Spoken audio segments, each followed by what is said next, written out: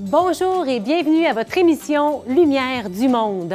Déjà la fin du mois, il me semble qu'on vient tout juste de commencer la saison, mais nous en sommes déjà à notre 5e épisode. Aujourd'hui, nous parlons des communautés religieuses et surtout des personnes qui les composent. C'est par dizaines de milliers que des femmes et des hommes ont donné leur vie, tant dans le domaine de la santé que dans l'éducation ou des services sociaux. Mais les communautés religieuses n'appartiennent pas au passé, elles sont encore bien présentes dans notre société québécoise. Nous rencontrons sur notre plateau Sœur Gaétane Guillemette, une femme fascinée par Jésus, amoureux et compatissant. Nous partons à la rencontre de religieux et de religieuses qui poursuivent la mission de Jésus-Christ au cœur de notre monde. La chronique du jour sera faite par Louis-André Richard. Mais que nous dira ce professeur de philosophie à ce sujet? Vous devez absolument demeurer avec nous jusqu'à la fin pour voir le merveilleux vidéoclip de Robert Lebel sur le chant « Seigneur, que veux-tu que je fasse ?» Bonne émission!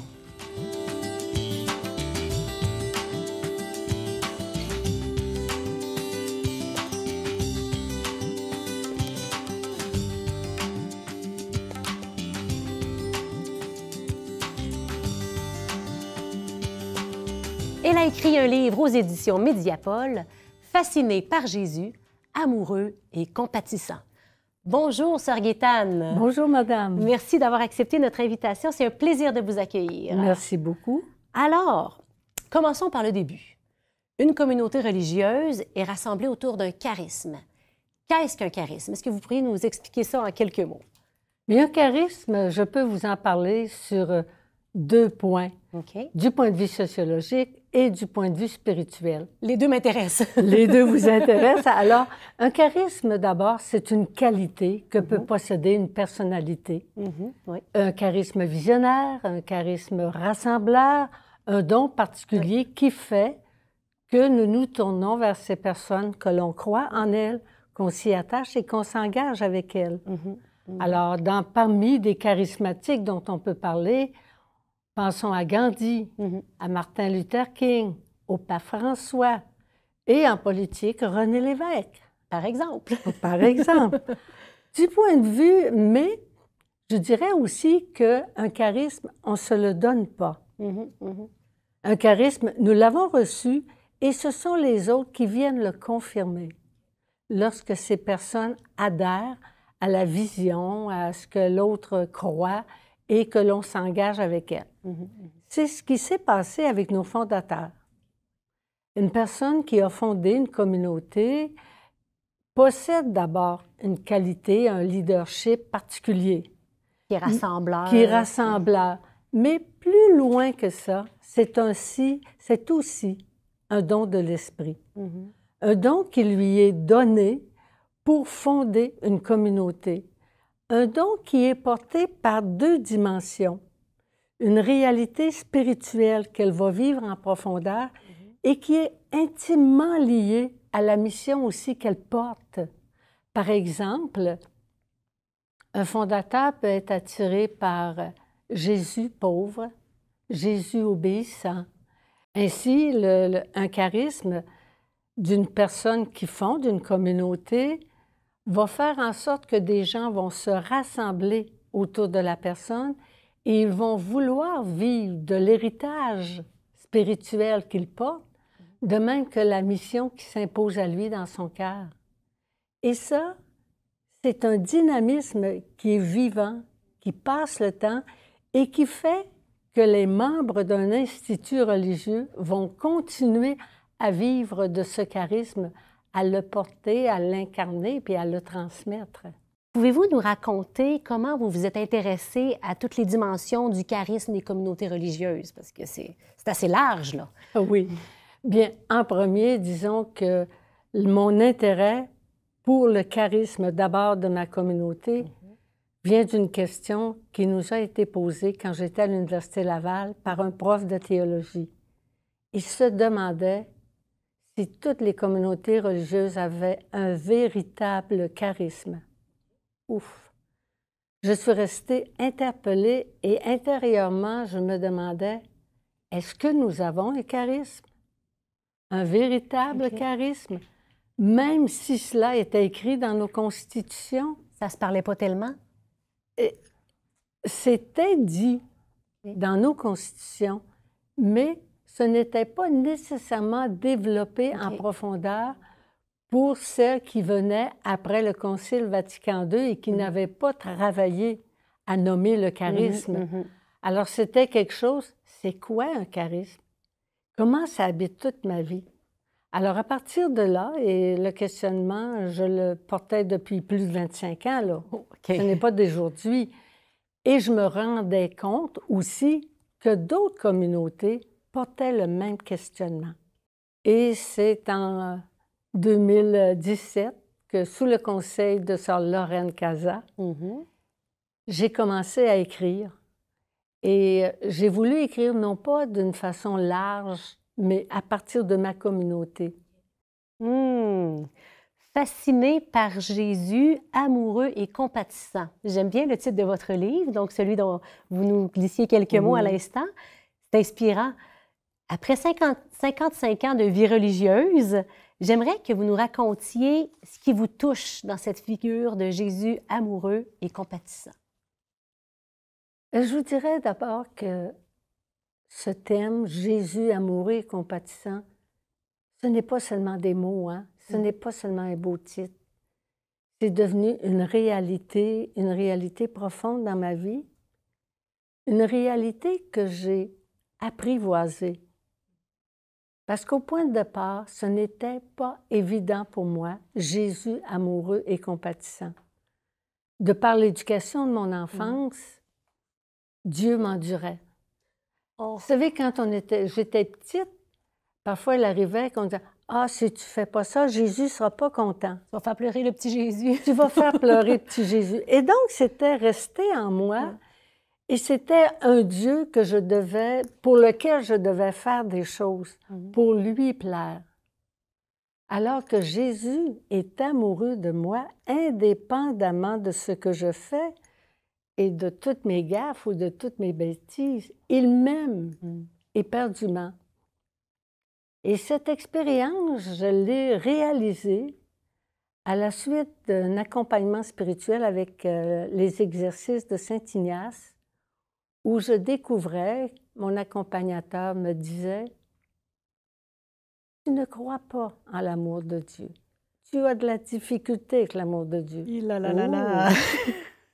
Voyez-vous, le long chemin, et un jour, à travers une expérience particulière, j'ai entendu la voix de Jésus me dire, « Tu sais, Gaëtane, je t'ai aimé le premier. » Et c'est là que tout a tourné dans ma vie et que là, j'ai commencé à entrer davantage dans cette vie avec Jésus, à me laisser aimer. Si je ne m'aime pas moi-même, si je ne me laisse pas aimer, comment aimer? Alors, c'est tout ce long chemin de ma vie où Jésus, amoureux et compatissant, devient de plus en plus l'amoureux de ma vie. Il suffit ou il s'agit d'être attentif, simplement. Puis j'allais dire au clin d'yeux, hein, c'est une expression qu'on entend parfois, au clin d'yeux qu'il nous fait dans les petites choses simples de la vie. C'est ça, ça nous demande aujourd'hui de nous arrêter plus, de prendre le temps de le découvrir dans la beauté de la nature, la marche, le silence. Mais il est là.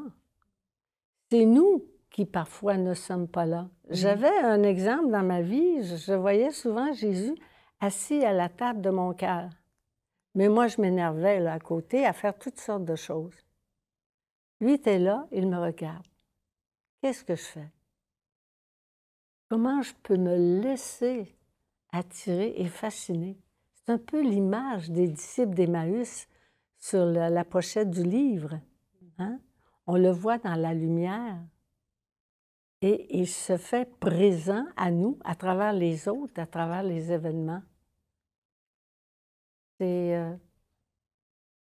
Jésus, c'est quelqu'un qui est proche de tous. Merci, sœur Gaëtane. Il me semble que vous en parlez, puis j'ai l'impression de de discuter avec une jeune fiancée qui me parle de son amoureux qu'elle n'a pas vu depuis quelques mois puis qu'elle a tellement hâte de retrouver. Oh.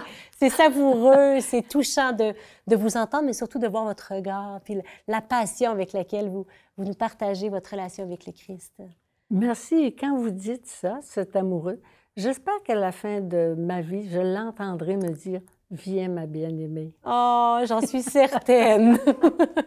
Mille merci. Les religieux et les religieuses poursuivent la mission du Christ encore aujourd'hui dans notre monde. Et cela sème de l'espérance et de la joie dans les cœurs. Alors, allons de ce pas à leur rencontre.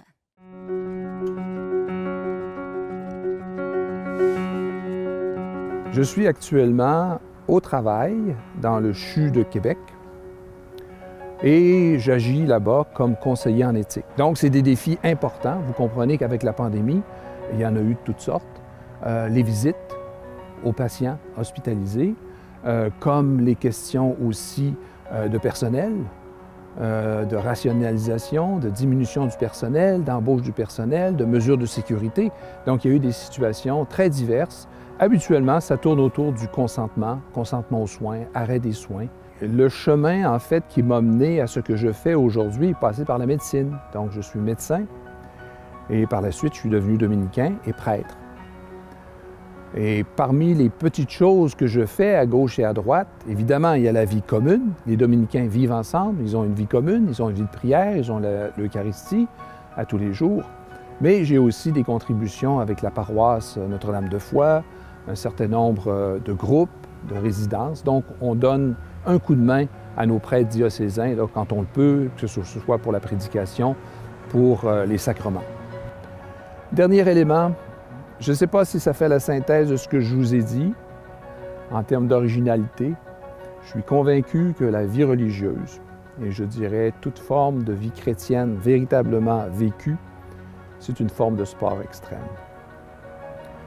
Il faut des objectifs élevés, il faut de la discipline, et il faut surtout beaucoup d'amitié pour pouvoir relever les défis ensemble. J'espère que nous pourrons les relever ensemble, dominicains, croyants, de tous ordres. Notre originalité, dans le fond, c'est que nous sommes une communauté mixte, garçons, filles, puis aussi on a des prêtres.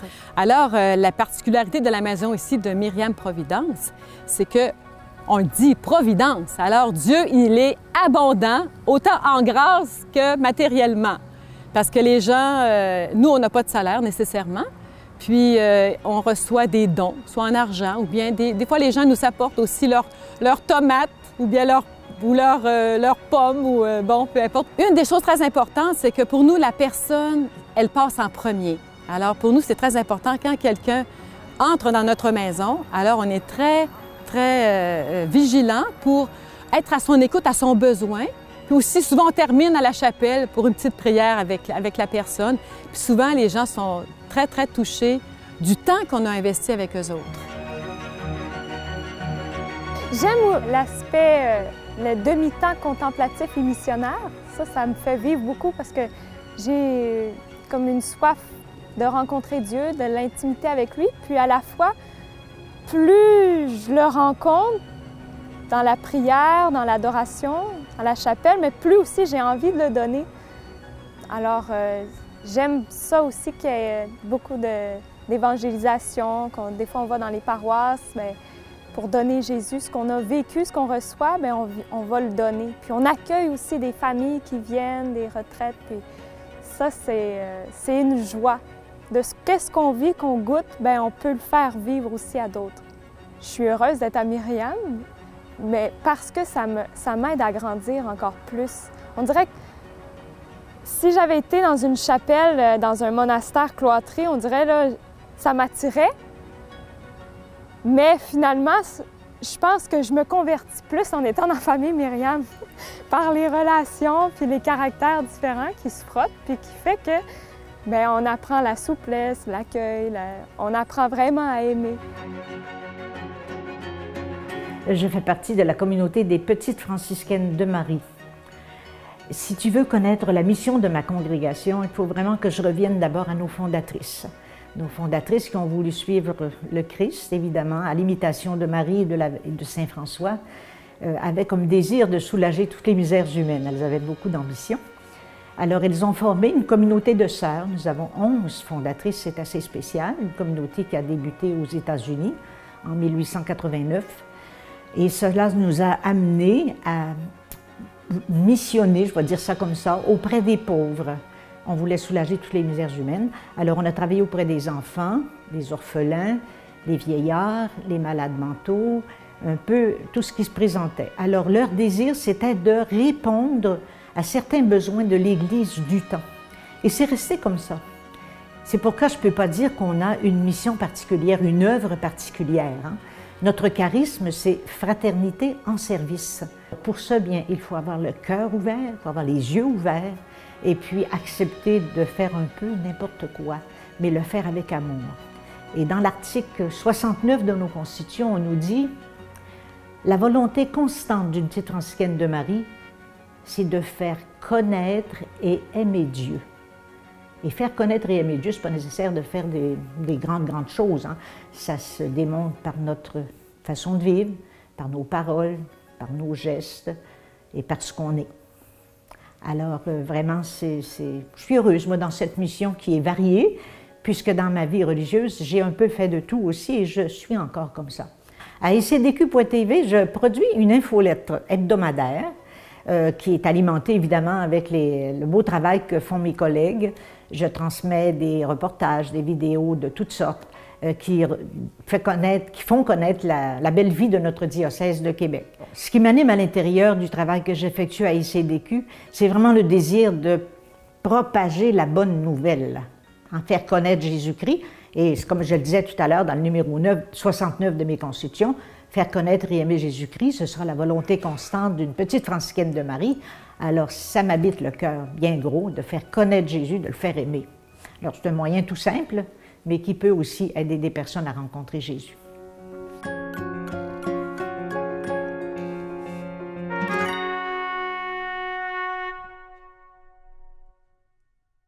Je ne sais pas pour vous, mais ça donne le goût d'avoir un frère ou une sœur dans sa vie, n'est-ce pas? Alors, c'est le temps de notre chronique. C'est une joie d'accueillir ici pour vous Louis-André Richard. Sa profession, un professeur de philosophie. Comme on le dit au cégep, le prof de philo. Bonjour Louis-André. Bonjour. Alors, si je vous dis les deux mots suivants, communauté religieuse, que vous vient-il à l'esprit? Bien, ce sont deux mots très lourdement chargés de signification. Pour plusieurs raisons. D'abord, le prof de philo politique que je suis est attaché aux mots. Alors, ce qui me vient tout de suite à l'esprit, c'est que la communauté, c'est un reflet d'une des conditions naturelles de l'être humain, c'est-à-dire le besoin de vivre en société. Nous sommes des animaux sociaux et la communauté est la forme de vie sociale la plus intime qui soit. Religieuse, bien, le mot religieux, ça vient du latin, et un des dérivés, c'est ce qui relie les gens les uns aux autres. Alors, une communauté formée de gens très reliés les uns aux autres, c'est solide. C'est très solide, c'est très parlant. La communauté de base étant la famille, et la famille étant la première forme de société de toute la grande communauté politique, la communauté religieuse indique la source du lien, à savoir la foi. Et au point de départ, même quand on remonte très, très loin dans les traditions occidentales et orientales, le rapport au divin vient donner la raison d'une part importante des liens que l'on tisse avec son semblable. Bon, ceci étant dit, la communauté religieuse, c'est aussi, pour le Québécois que je suis, le reflet d'une part importante de ce qui a constitué la société québécoise. Et il me semble que nous vivons à une époque où nous avons tendance à oublier cela. Ou à malmener, le mot, bon, peut-être? En fait, ce qu'on malmène, bien entendu, c'est certains comportements qui se sont développés à l'intérieur de certaines communautés religieuses, qu'on a toutes les raisons du monde de déplorer. Par contre, je pense que là où nous manquons le bateau, c'est dans cet exercice qui consiste à faire la part des choses entre les avantages et les inconvénients. Alors, bien évidemment, je serai de ceux qui vont dire qu'on ne doit rien excuser de ce qui ne doit pas l'être. Mais en contrepartie, on doit savoir reconnaître les apports, les bénéfices qui ont structuré le monde dans lequel nous nous trouvons.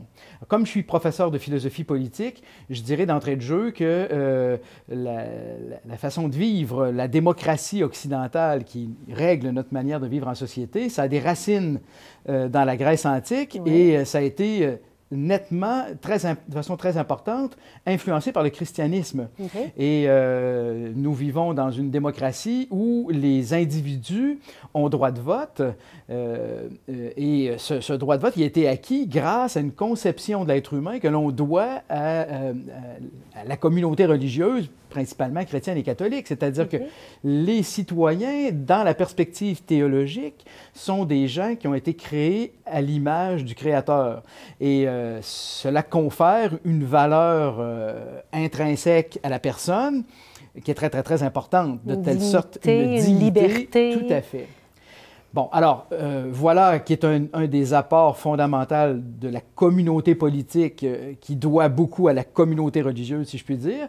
Et puis, si on regarde les choses au Québec, évidemment, bien, l'éducation et la santé, ce sont les grandes institutions qui doivent le plus aux communautés religieuses. Le côté social aussi, je crois. Oui, le côté social, bien entendu aussi. Et c'est un problème quand même assez complexe parce qu'on a tendance à oublier que souvent on va reprocher à l'Église et aux communautés religieuses d'avoir pris trop de place, mais il fallait savoir qu'à l'époque, c'était une place que personne d'autre ne pouvait prendre. Qui était vacante. Voilà. Alors, je pense qu'il y a avantage à reconnaître l'apport toujours important et constructif des différentes communautés religieuses. Je pense aux Augustines, par exemple, qui ont quand même donné au Québec les Hôtels-Dieu. Et il faut aller faire une visite au musée des Augustines à Québec. C'est formidable. On voit toutes les traces de comment les écoles de médecine, la chirurgie s'est développée avec cet esprit de fond qui était l'esprit entre autres dans ce cas-là de Saint-Augustin. Et je pense qu'il y a vraiment raison de s'attacher à reconnaître les bienfaits de la communauté religieuse. Et si vous disiez un mot qui représente pour vous les communautés religieuses qui ont constitué notre société québécoise. Un seul mot en conclusion. Charité. La charité. Charité, oui. Merci de vous être déplacé. C'était un charme de vous écouter, d'échanger avec vous. Merci à vous de m'avoir reçu. Avant d'investir sa vie dans une mission particulière à la suite du Christ, une grande question surgit du cœur. Seigneur, que veux-tu que je fasse? Robert Lebel, ce prêtre, auteur, compositeur, interprète, s'est lui-même posé cette question. Écoutons-le.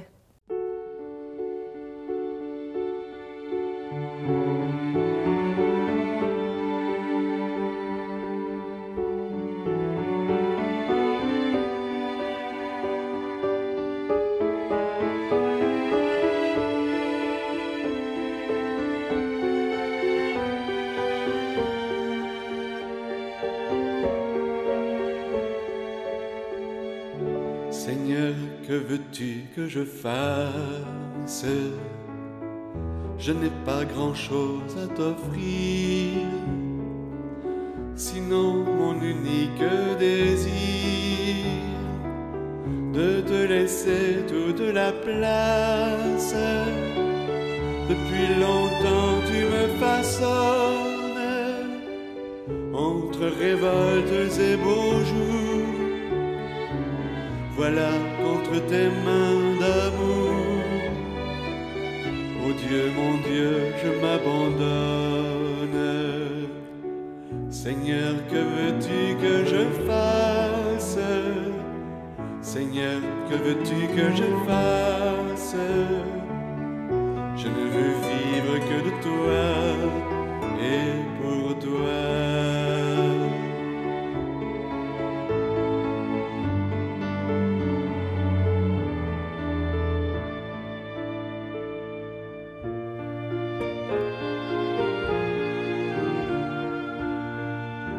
Que désormais tu sois l'espace où je me laisse aimer le cœur, que je ne cherche plus ailleurs ce qui ne vient que de ta grâce, que toute ma vie t'appartienne, et mes hivers et mes étés, car je n'ai d'autre volonté que de vivre selon la tienne. Seigneur, que veux-tu que je fasse? Seigneur, que veux-tu que je fasse? Je ne veux vivre que de toi et pour toi.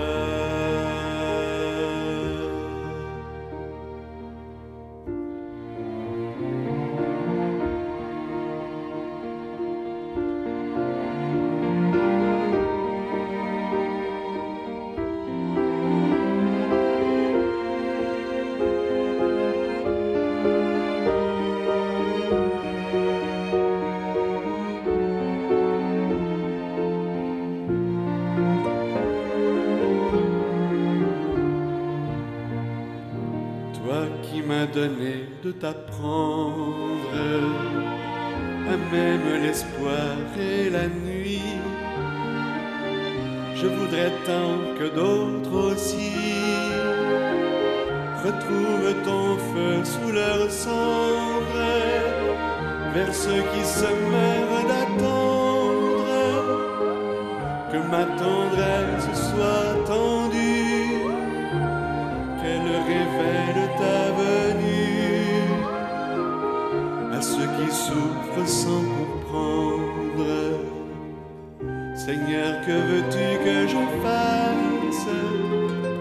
Seigneur, que veux-tu que je fasse? Je ne veux vivre que de toi et pour toi.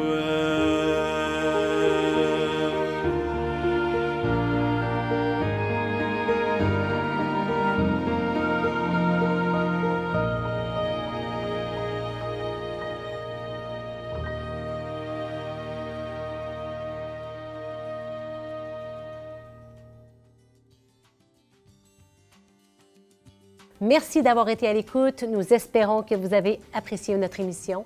Nous nous retrouvons la semaine prochaine pour une émission portant sur la famille. Savez-vous que l'on nomme la famille l'Église domestique? Oui, la famille est au cœur de la vie de l'Église. C'est ce que nous découvrons la semaine prochaine. Merci à l'équipe derrière les caméras et à la régie. Et moi, je vous dis à la semaine prochaine.